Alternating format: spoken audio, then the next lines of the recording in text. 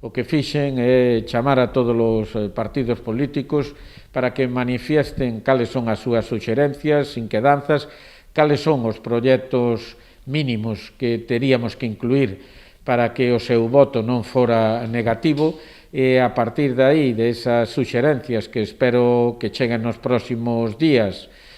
por parte dos partidos, pois poder facer un documento no que levar ao pleno e que se pudera aprobar. Para o rexedor, o feito de poder dispor duns novos orzamentos resulta tamén indispensable para a consecución de diversas infraestructuras industriais, sociais e deportivas, así como tamén para a continuidade dos servizos básicos. Creo que temos infraestructuras moi importantes pendientes desa aprobación dos presupuestos, infraestructuras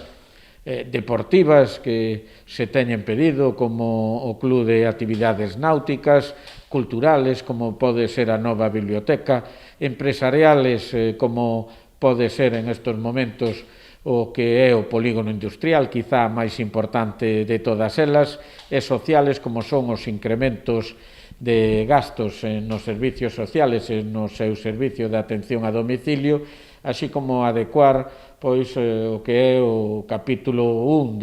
de gastos de personal ao que é a última das partes de RPT que se aprobou xa fai 2 anos. Eu espero que, como todos os anos, pois salga ese semblante de colaboración que permita que o pueblo siga avanzando e que non se pare pois por o que poden ser liortas, lexos de ese gran acordo que ao final o que busca é dar cumplimento a todo o que levan pedindo durante todo o ano.